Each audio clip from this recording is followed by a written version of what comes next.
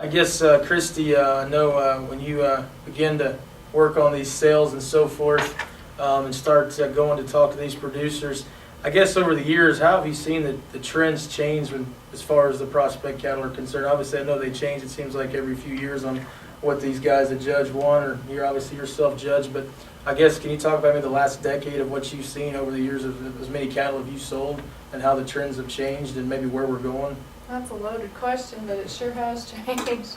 That might, I'm sure these guys can all elaborate on that, but it has changed a lot. And I remember, just like the steers when they started, implementing the main and the key and the European cross, we saw a lot of really good-looking cattle that had some frame to them and a lot of performance. And then we've come down to a smaller framed animal that is a lot different from where we started in the early 80s. And I think it's exciting to see it change. I think we're at a point now to where maybe these cattle will stay and level off, and hopefully I think we're as optimum now as we've seen, because we've gone from a 56-inch steer down to in the lower 50s now, and I think it's optimum. And I think what's been exciting to me is how some of the Maine and Simmental and some of those genetics that have been important to the club calf business have filtered over into the commercial business, and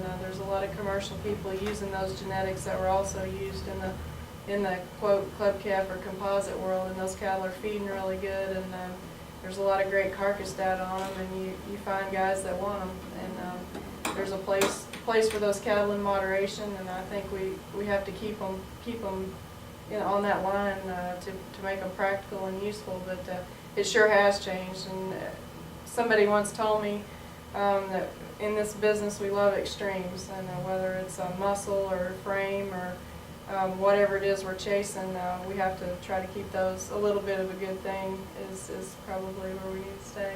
Definitely. I guess Greg, and go ahead, Kevin, I'm sorry. Well, that kind of goes back to being middle of the road. I can remember in the 80s when we were talking, and I was a young man when we couldn't make them big enough. And a fellow right over there on the wall, Walter Lewis, great breeder of cattle, he and his brother, and they were Hereford breeders, Pole Hereford breeders, but they judged steer shows and everything all over the world. And I never will forget, and you've probably heard him say it too, we need to stay in the middle of the road. We learn by being extreme. But usually that's not the way to go. Right. It's exciting to be extreme, but we have to rein it in every once in a while. I would maybe guess the extreme sell best, is that right, maybe? Sometimes, yeah.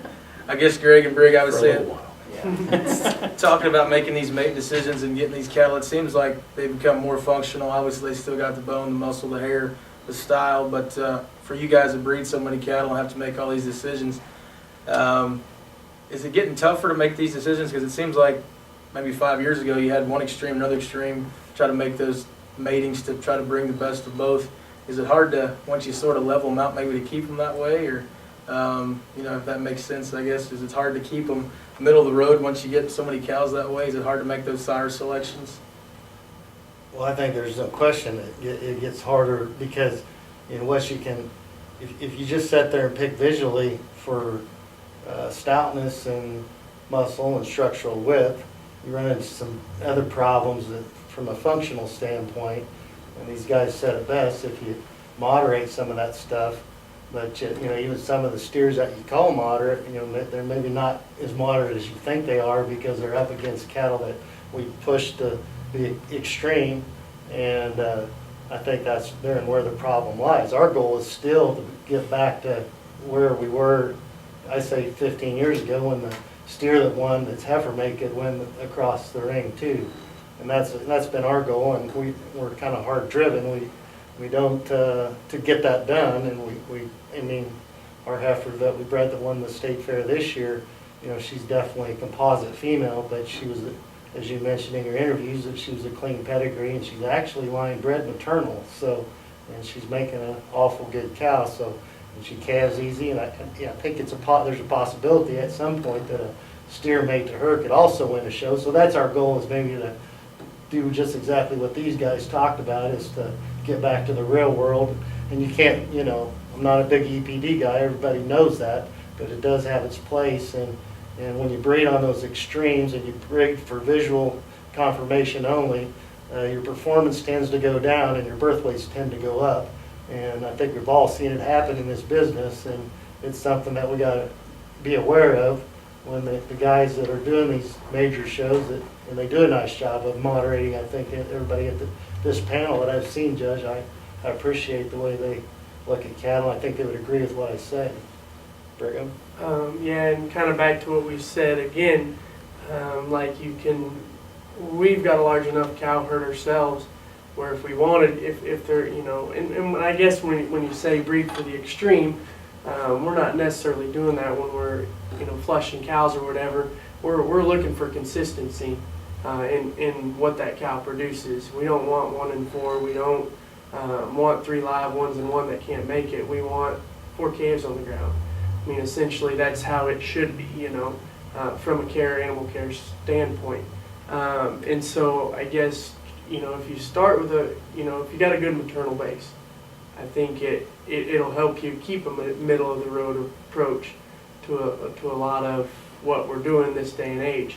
But at the same time, you always hear of some double bred extremes winning some shows here and there, and I guess it sometimes does pay off. But for us, we've always kind of kept that middle of the road approach to it, and have your good cattle in several, in more than one, I guess, and not just have the one good one. Try to have 10 good ones have the same cow. So, like to reiterate, I guess essentially the best thing to do is have a complete 100% calf crop, and a cow that you don't have to mess with. A cow that can sit out and go out and do it on her own, but we know that's hardly possible to have them things stout enough boned and hairy enough to do that.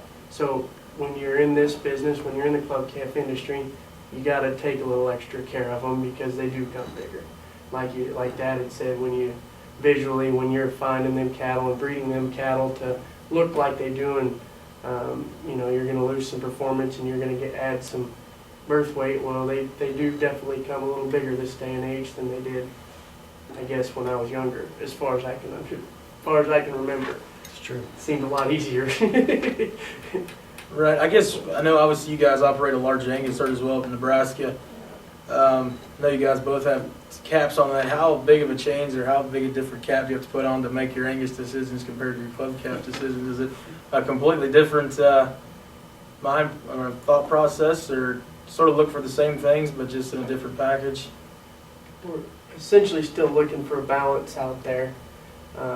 And that's always been, I guess, keeping a middle of the road approach to the industry and the breed is our saying for for Jones Stewart Angus Ranch. And I guess, if the decisions we make are, obviously we like our cattle to be high quality and look good, and I think we've done that with our herd out there, and that have a little extra look and some muscle shape, but still have cavities and a balance of traits. And I guess our mating decisions out there is if a cow needs a little bit more carcass, then we'll put a little more carcass-driven bull on her that still meets our standards in terms of look and eye appeal and the balanced traits. And I think the same goes if she's got plenty of carcass and needs a little bit more of this, then we mate for a little bit more of that. But essentially still having the same concept in mind in terms of producing a low to moderate birth weight bull that looks good and has some muscle shape. And I think a lot of our customer base too, really needs cavities in regards to whatever it is, whether they're the commercial guy that's wanting some cavities with muscle shape and wanting their calves to bring a lot at the sale ring and wanting their replacements to milk good enough. And so we have to keep a balance of traits, but keep an eye on our birth weights as well. Well, don't you think, Brig, though, that in our industry, the beef industry, not necessarily the show end of it, I don't care what breed you're in, the first thing out of a bull buyer's mouth is going to be birth weight, calving ease. We've moved to our operations to the sort where we just don't have time to have problems. Right. I guess one question, I had a friend that judged Fort Dodge, Iowa. He's an old Angus breeder from Wisconsin. I won't mention his name, but been around a long time, had a lot of success. He's originally from Iowa. His thought process from judging that show is, and I'll ask you guys because you're a little more up to date than he is, so I won't as I said, mention his name or age, but he's had a few years in the business. He feels like we're getting them too small. Would you guys see that? He feels like maybe they're just becoming too moderate. He sort of on some levels thinks the club calf business is, in the lack of better words, raising freaks, but are we getting them too small? Are we going to make them too compact? Well, I think that I'll answer that. The first thing you got to keep in mind is we're an environmentally diverse country. You know, so there's different types of cattle that work in different areas of the country.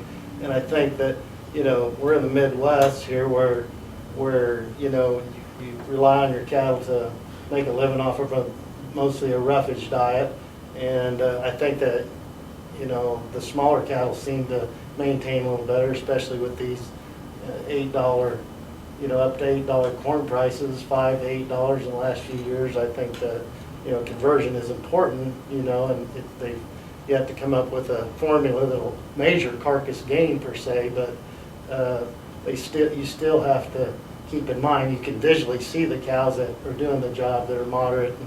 And, so, you know, that's kind of a loaded question in my opinion, because there's different areas of the country that could probably handle a little bigger animal, and different areas of the country that probably even need them smaller. So, you know, and then that's where our judges come into play again, and they're you know, that's what they're hired for, is their opinion on what size that they particularly like. And you know, I don't know that necessarily fits what part of the country you're in, but I'm sure it has some effect, you know, as far as the Bos Indicus cattle in the southern states, and so to speak. So that and where here probably isn't at all important, you know. So